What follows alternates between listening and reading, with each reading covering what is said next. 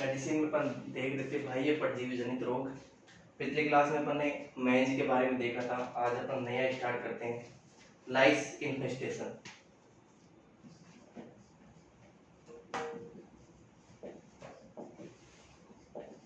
लाइस को एक दूसरा नाम लाउस के नाम से भी जाना जाता है। लाउस के नाम से भी इसको जाना जाता है।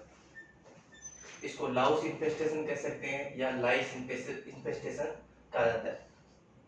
इसको हिंदी में क्या कहते हैं? हिंदी में इसको जू के नाम से जाना जाता है। आप सब लोग इसको जानते होंगे कि जू जो होती है वो टिक्स के बाद में जू जो आती है, सॉरी इसका बाद में पढ़ेंगे, पहले अपन टिक इन्फेक्शन पढ़ लेते हैं, वो ज्यादा इंपॉर्टेंट है। थोड़ा लाइस वाला अपन बाद में पढ़ेंगे, इसके पहले अपन पढ़ लेते हैं टिक इन्फेक्शन।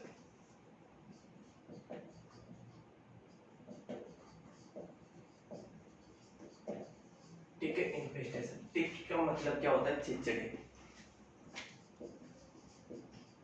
चिचड़े जिसके घर में गाय भैंस होती है, उन्होंने तो आराम से चिचड़ों की संरचना देखी होगी, चिचड़े देखे होंगे गाय भैंस के लगे हुए। लगभग हर घर के अंदर ये पाए जाते हैं। चिचड़े जो होते हैं इनकी संख्या भी बहुत, कई बार इनकी संख्या बहुत ज्यादा मात्रा में हो जाती है। सही है। तो चिचड़ों का इन्फेक्शन जो होता है वो किस प्रकार से होता है वो अपन देख लेते हैं। ये जो टिक्स जो है वो पशु के ऊपर जाके वो सीधा उसको नुकसान पहुंचाते हैं, सीधा उसके अपन कह सकते हैं कि उसके स्किन को सीधा नुकसान पहुंचाते हैं। इसके अलावा ये जो है टिक्स जो है वो कई रोगों का वाहक का कार्य भी करते हैं। कई रोग ऐसे हैं जो अपन आगे देखेंगे कौन कौन से डिजीज हैं, कई रोगों के वाहक का कार्य भी ये करते हैं। वाहक का मतलब समझते हो? वाहक का मतलब होता है कि किसी रोग को एक किसी संक्रमित पशु से किसी दूसरे स्वस्थ पशु में अगर संक्रमण करना हो तो इसमें टिक्स जो होते हैं इसमें महत्वपूर्ण भागीदारी निभाते हैं। सही है। टिक इन्फेस्टेशन की अगर बात करें तो एक वाहक के रूप में भी कार्य करते हैं और संग्राहक के रूप में भी कार्य करते हैं। टिक्स जो है वो रोगों के वाहक के रूप में भी कार्य करते हैं और संग्राहक के रूप में भी कार्य करते हैं। संग्राहक के रूप में भी कार्य करते हैं। तो वाहक के रूप में कैसे कि एक संक्रमित पशु से स्वस्थ पशु में अगर किसी रोग का संक्रमण हो, जैसे कि आगे अपन पढ़ेंगे कि कौन कौन से जो टिक्स है वो कौन कौन से रोगों का वाहक के रूप में कार्य करते हैं। मतलब एक जीव से दूसरे जीव में रोग को फैलाने का कार्य भी करते हैं। और संग्राहक का मतलब क्या होता है कि वो उस वायरस को या उस किसी भी पैरासाइट को, परजीवी को वो अपने अंदर रख के उसको संग्रहित रख सकते हैं। कई दिनों तक जो पैरासाइट जो है वो टिक्स के या चिचड़े जो होते हैं उनके शरीर के अंदर कई दिनों तक रह सकते हैं। तो एक प्रकार से वाहक का कार्य करते हैं और साथ में ये संग्राहक का कार्य भी करते हैं। अब कौन कौन से डिजीज जो है वो उनका वाहक के रूप में कार्य करते हैं, जैसे कि बबेसियोसिस। बबेसियोसिस डिजीज होता है उसके वाहक के रूप में कार्य करते हैं। इसके अलावा थाइलेरियोसिस हो गया, बबेसियोसिस हो गया, थाइलेरियोसिस हो गया, इनके वाहक के रूप में कार्य करते हैं और साथ में इसके संग्राहक के रूप में भी ये कार्य करते हैं। एनाप्लाज्मोसिस, इसके साथ साथ एनाप्लाज्मोसिस सारे डिजीज जो है अपन पहले पढ़ चुके हैं। इनके सारे लाइफ साइकिल हो गया, इनके क्लिनिकल साइन, पैथोजेनेसिस वो सारे अपन पढ़ चुके हैं। इसके अलावा टिक बॉर्न फीवर, ये कई प्रकार के डिजीज हैं जो टिक्स के द्वारा इनके वाहक के रूप में कार्य किए जाते हैं। यानी कि बबेसियोसिस को एक जीव से दूसरे जीव में फैलाने का काम कौन करते हैं? टिक करते हैं। थाइलेरियोसिस को भी एक जीव से दूसरे जीव में ले जाने का काम कौन करते हैं? टिक करते हैं। एनाप्लाज्मोसिस को भी, इसके अलावा टिक बॉर्न फीवर जो है डिजीज, उसको भी एक जीव से दूसरे जीव में ले जाने का कार्य कौन करते हैं? टिक्स। ये हो गया टिक्स के बारे में। अब इसके रोग कार्य के बारे में बात करते हैं। रोग कारक को 3 भागों में बांटा गया है। टिक्स जो है, टिक्स के रोग कारक जो हैं वो उनको 3 भागों में बांटा गया है। 3 भागों में किस आधार पर उनको बांटा गया है? होस्ट की संख्या के आधार पर। होस्ट की संख्या के आधार पर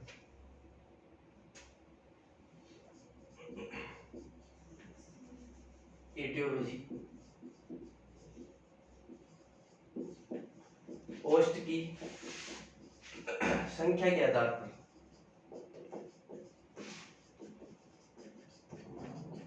इनको 3 भागों में बांटा गया है। होस्ट की संख्या का मतलब समझते हो कि ये अपनी लाइफ साइकिल पूरी करते हैं। जब टिक्स जो है अपनी लाइफ साइकिल पूरी करते हैं तो इनको लाइफ साइकिल पूरी करने के लिए किसकी आवश्यकता होती है? दूसरे जीवों की आवश्यकता होती है। टिक्स को या अपन ने पहले जो माइट्स पढ़े थे उनको भी अपनी लाइफ साइकिल पूरी करने के लिए किसी सजीव जीव की आवश्यकता होती है, जो जिंदा जीव हो उसकी आवश्यकता होती है। तो उसको क्या बोला जाता है? होस्ट बोला जाता है। उस जीव को क्या बोला जाता है? होस्ट बोला जाता है। जिस पर ये अपना जीवन चक्र पूर्ण करते हैं उसको क्या बोला जाता है? होस्ट। अब इनकी संख्या के आधार पर, जैसे कि पहला टाइप हो गया वन होस्ट टिक। वन होस्ट टिक, वन होस्ट टिक। वन होस्ट टिक का मतलब होता है कि ऐसे टिक्स या ऐसे चिचड़े जो अपनी लाइफ साइकिल केवल एक ही जीव के ऊपर पूर्ण कर लेते हैं, ऐसे वो क्या बोला जाता है? One tick host. जो अपनी लाइफ साइकिल जो है अपना जीवन चक्र होता है वो एक ही जीव के ऊपर पूर्ण कर लेते हैं, उनको वन होस्ट टिक के नाम से जाना जाता है। इसके एग्जांपल बुफिलस स्पीसीज, ये सारे टिक के नाम है।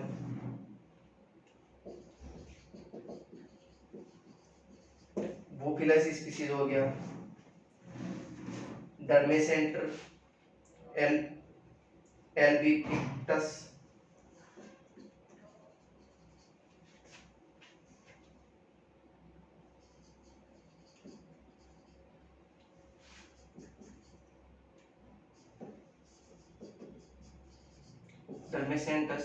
डर्मेसेंटर एल्बिपिक्टस हो गया। इसके अलावा ओटोबायस स्पीसीज, ओटोबायस स्पीसीज, ये तो क्या हो गए? वन होस्ट टिक हो गए। तीन प्रकार के क्या हो गए? वन होस्ट टिक। दूसरा टू होस्ट टिक। ऐसे टिक जो अपना जीवन चक्र जो है वो दो जीवों के ऊपर पूर्ण करते हैं, इसलिए इनको क्या कहता है? टू होस्ट टिक। इनके एग्जांपल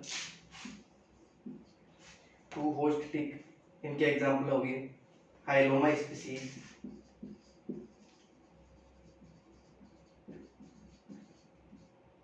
हाइलोमा स्पीसीज हो गया।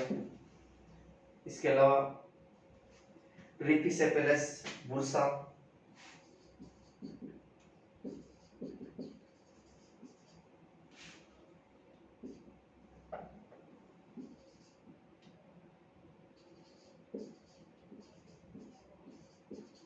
रिपिसेपेलस बुर्सा हो गया।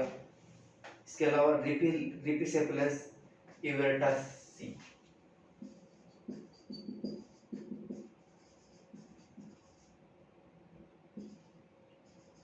रिपिसेपेलस इवर्टासी।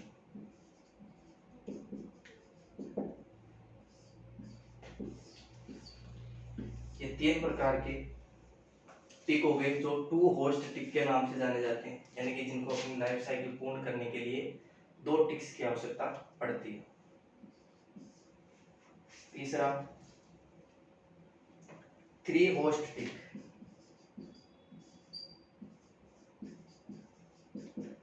थ्री होस्ट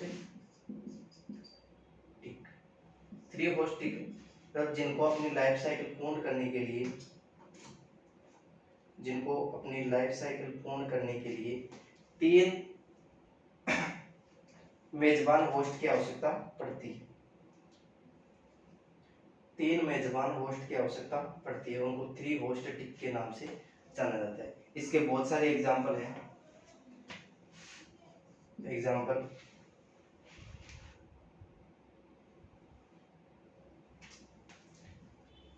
जैसे कि इक्सोडस स्पीसीज, सबसे पहले तो हाइलोमा स्पीसीज जो है वो दोनों में पाई जाती है। हाइलोमा के सदस्य जो होते हैं वो थ्री होस्ट टिक भी होते हैं और साथ में थ्री होस्ट टिक भी होते हैं और इसके साथ में टू होस्ट टिक भी ये होते हैं। इसके बाद में आता है इक्सोडस स्पीसीज,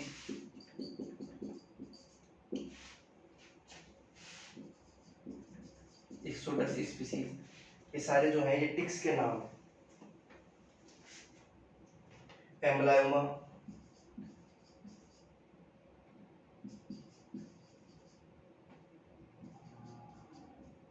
एम्ब्लायोमा स्पीसीज, इसके अलावा ऑर्निथोडोरस,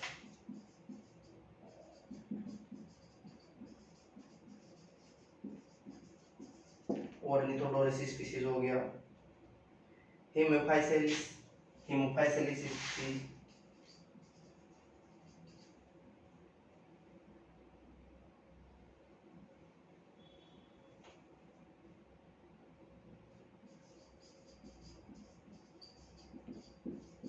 हेमोफाइसेलिस species, rhipicephalus species,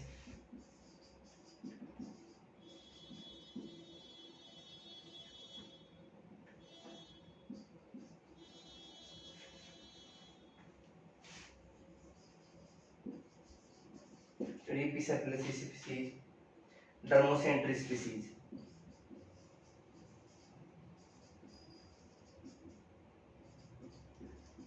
dermacentor species, ये विभिन्न प्रकार की स्पीसीज हैं जो 3 होस्ट टिक के नाम से जानी जाती है। ये हो गया इसका pathogenesis, sorry, aetiology.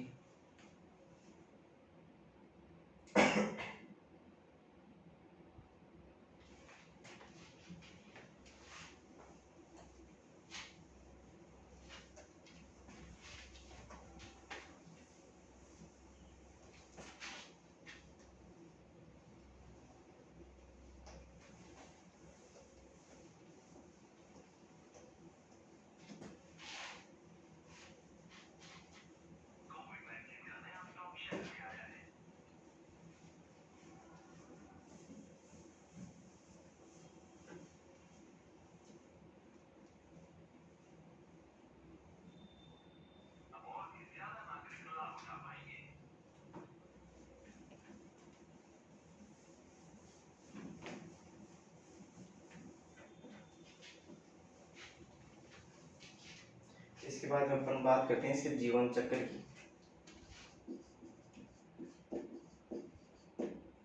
Life cycle,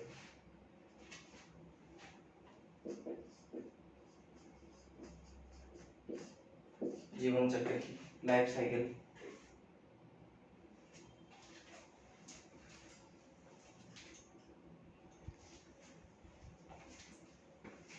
life cycle में सबसे पहले इसके वयस्क मादा टिक्स जो है वो जमीन पर अंडे देती है, अधिकांशतः जमीन पर अंडे देती है।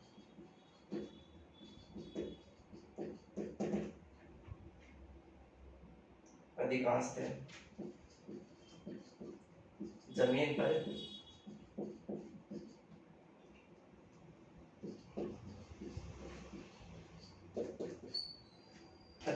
जमीन पर अंडे देती है। इनसे लार्वा का निर्माण होता है।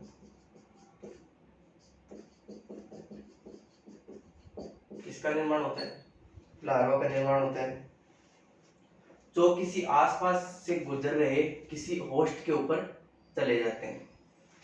ये लार्वा जो होते हैं वो इनके आसपास से जो गुजर रहे हैं,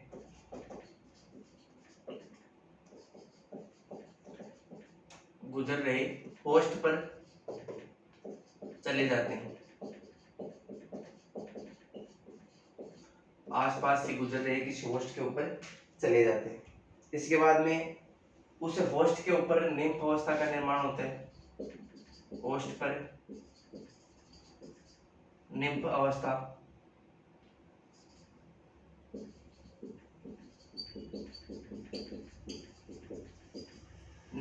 का निर्माण से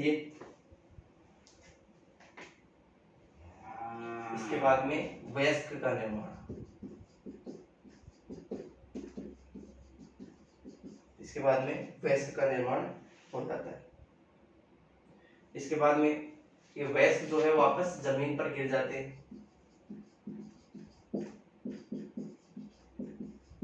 जमीन पर गिर जाते हैं और फिर से नया जीवन चक्र या नई लाइफ साइकिल स्टार्ट होती है। अपने जीवन चक्र में ये जो टिक्स जो होते हैं वो मेजबान या होस्ट से चिपक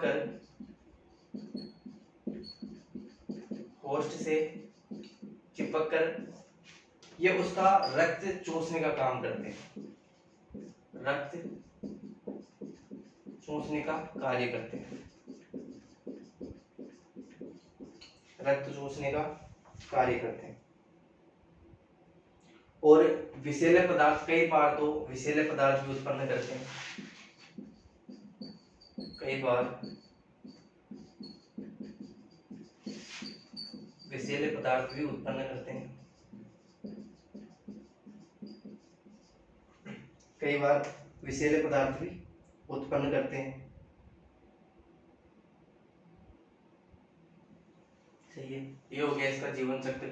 और पैथोजेनेसिस भी इसी के अंदर आ जाती है, जो मैंने आपको बताया। ये मेजबान से चिपक जाते हैं और चिपकने के बाद रक्त चूसने का काम करते हैं और कई बार विषैले पदार्थ भी उत्पन्न करते हैं, जिससे स्किन प्रॉब्लम्स आपको देखने को मिलती है। स्किन में कई बार वहाँ पे रक्त स्त्राव भी हो सकता है, पेप्यूल्स का निर्माण होना, कई बार वहाँ पे एब्सेस भी बन जाती है जिसके अंदर पस भरी होती है या मवाद भरी होती है। ऐसे ऐसे लक्षण वहाँ पे दिखाई देते हैं। कौन कौन से लक्षण होते हैं वो आगे अपन देखेंगे। ये हो गया इसका जीवन चक्र।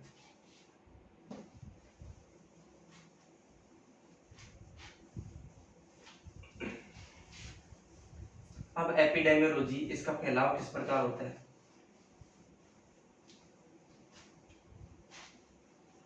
सबसे पहले तो अपन ये देख लेते हैं कि कौन कौन से रोग जो होते हैं, कौन कौन से टिक्स जो है कौन कौन से रोगों का वाहक के रूप में कार्य करते हैं। सबसे पहले तो डिजीज यहाँ पे, और यहाँ पे टिक्स का नाम, यहाँ पे डिजीज का नाम और इसके साथ में टिक्स का नाम। टिक्स का नाम, कौन कौन से टिक्स जो होते हैं कौन कौन से रोगों के वाहक के रूप में कार्य करते हैं। सबसे पहला है बबेसियोसिस इन कैटल। यानी कैटल में बबेसियोसिस होता है, वो कौन से टिक के द्वारा उसका ट्रांसफर किया जाता है या उसको वाहक किया जाता है। एक तो बुफिलस स्पीसीज, बुफिलस स्पीसीज के जो टिक्स जो है वो बबेसिया को वाहक के रूप में कार्य करते हैं। रिपिसेपलस स्पीसीज,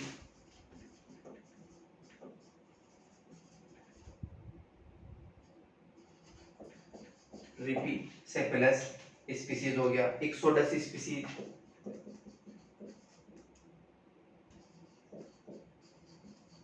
इक्सोडस स्पीसीज हो गया।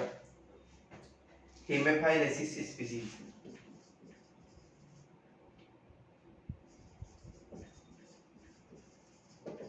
हेमेफाइलेसिस स्पीसीज। सही है, ये जो है केटल के अंदर बबेसियोसिस को ट्रांसफर करने का काम करते हैं। इसका दूसरा एग्जांपल है babesiosis in sheep goat. Babesiosis in sheep and goat cattle. Babesiosis sheep और गोट में कौन कौन से ट्रांसफर करते हैं। हेमोफाइलेसिस,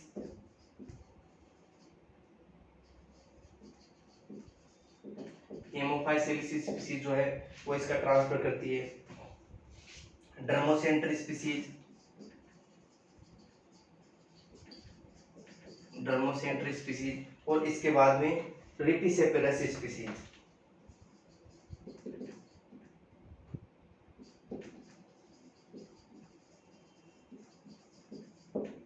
रिपिसेपलस species.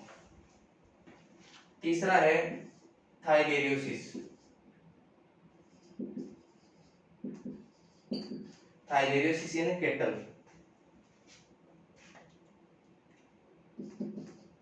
Cattle and sheep, theileriosis in cattle and sheep.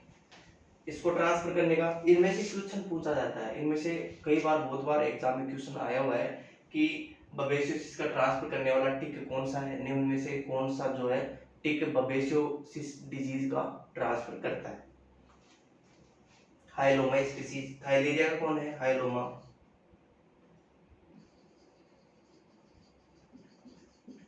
हाइलोमा species, हिमोफाइसिलिस,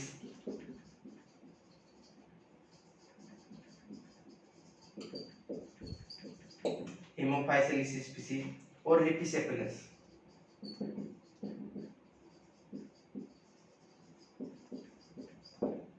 रिपिसेपिलस species ये जो है केटल और सीप के अंदर थाइलेरियोसिस का ट्रांसफर करती है। नेक्स्ट इसके अंदर डिजीज आता है एनाप्लाज्मोसिस।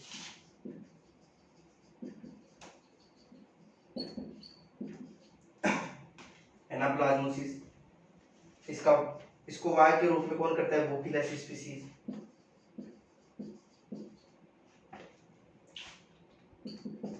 बोफिलस स्पीसीज,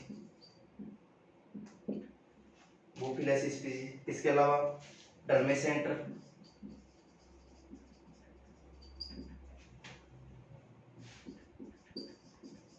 डर्मेसेंटर स्पीसीज और रिपिसेपिलस।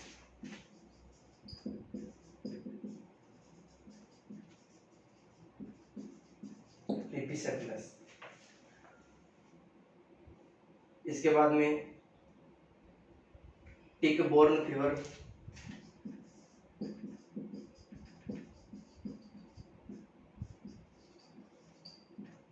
टिक बोर्न फीवर। इसका ट्रांसफर कौन करता है? इक्सोडस रेसिनस, इक्सोडस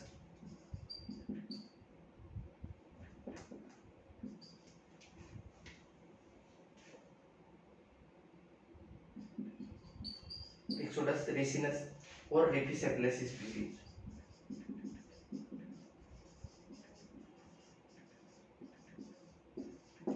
रिपिसेपिलस स्पीसीज सही है। इसके अलावा टिक पाइमिया, छठा है टिक पाइमिया।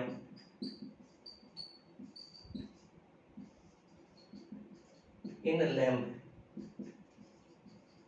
यानी कि लैम्ब के अंदर जो टिक पाइमिया डिजीज होता है तो उसका ट्रांसफर कौन करता है? इक्सोडस रेसिनस।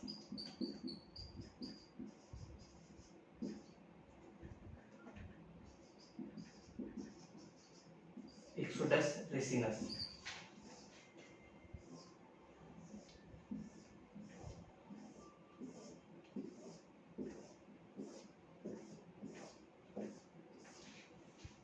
ये विभिन्न प्रकार के डिजीज हो गए जिनको वाहक के रूप में टिक्स जो है वो कार्य करते हैं।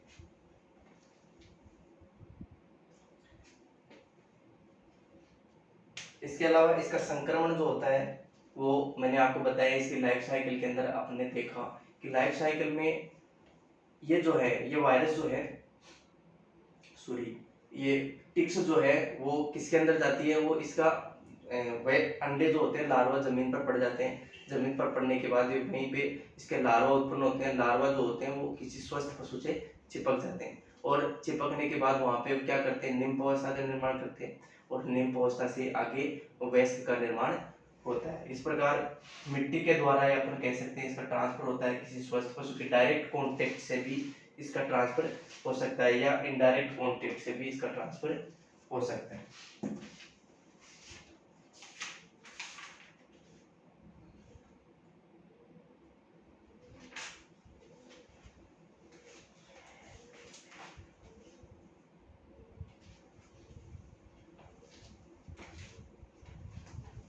क्लिनिकल साइन की बात करते हैं अपन,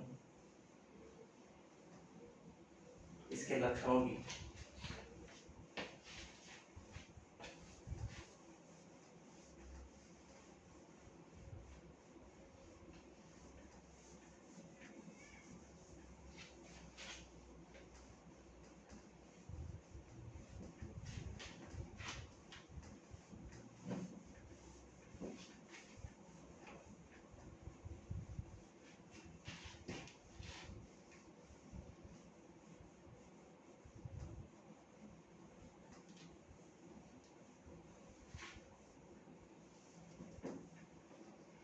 क्लिनिकल साइन लक्षण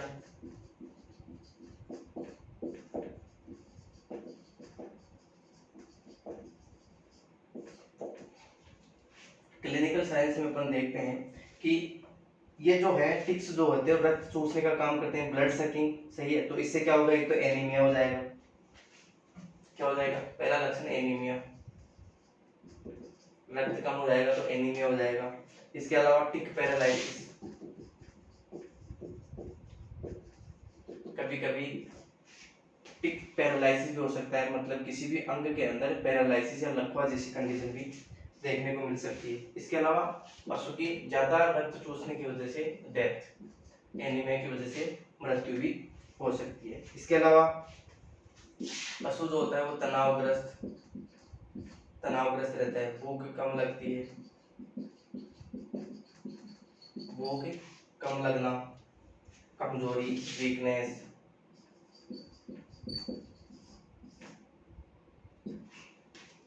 कमजोरी हो गई, शरीर भार में कमी,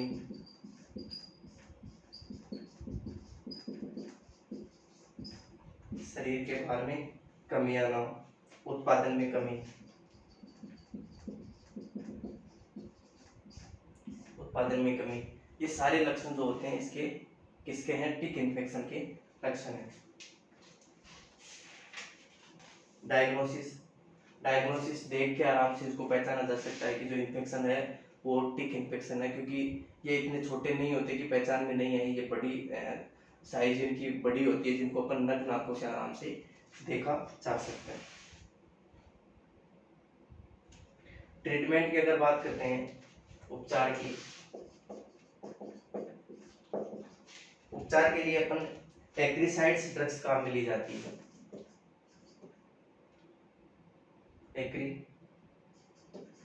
एक्रीसाइडल ड्रग, जो कि चिचड़ों को और मक्खियों को खत्म करने की जो ड्रग्स है, इनको अपन डिपिंग के आधार पर भी काम में ले सकते हैं। और स्प्रे के रूप में डिपिंग के आधार पर भी इसको काम में ले सकते हैं। जब इसको स्प्रे के रूप में ये दवाइयाँ मार्केट में अच्छी तरह उपलब्ध होती है, इनको क्या होता है, पशु शरीर के ऊपर स्प्रे किया जाता है और उसके थोड़ी देर बाद में किसी कपड़े से पूरे शरीर के ऊपर इसको दवाइयों को हटाया जाता है, जिससे क्या होता है, जो चिचड़े होते हैं वो कपड़े के साथ लगकर सारे के सारे नीचे आ जाते हैं, जमीन पर गिर जाते हैं, फिर उनको नष्ट कर दिया जाता है, सही है। तो डिपिंग और स्प्रे किसका किया जाता है, एक्रीसाइडल ड्रग्स का किया जाता है। बहुत सारी एक्रीसाइडल ड्रग्स होती है, जैसे कि एमिट्राज, डीडीटी हो गया, बीएचसी हो गया, बेंजीन हेक्साक्लोराइड हो गया, cypermethrin, deltamethrin, organophosphate, flumethrin, cyhalothrin, permethrin, ivermectin, moxidectin हो गया, डोमेरेक्टिन, क्लोस्टिनोल, एल्ड्रिन, ये बहुत सारी जो है वो एक्रीसाइडल ड्रग्स आती है, जो उसमें चीचड़ों को खत्म करने वाली ड्रग्स आती है। रोकथाम और नियंत्रण की बात करें तो पशुशाला में साफ सफाई रखे अच्छे से, सही है। पशु को कांटेक्ट में नहीं आने दे, जो संक्रमित पशु है उसको स्वस्थ पशुओं से कांटेक्ट में नहीं आने दे। बार बार जो एक्रीसाइडल है उसे डिपिंग करवाई जाए या बार बार उनका स्प्रे करवाया जाए तो उनको रोका जा सकता है। ये हो गया इसका रोकथाम और नियंत्रण। ये टिक इन्फेक्शन कंप्लीट। इसके बाद में अपन नेक्स्ट क्लास में स्टार्ट करेंगे जुओं का संक्रमण या लाइस या लॉस इन्फेक्शन, इन्फेस्टेशन।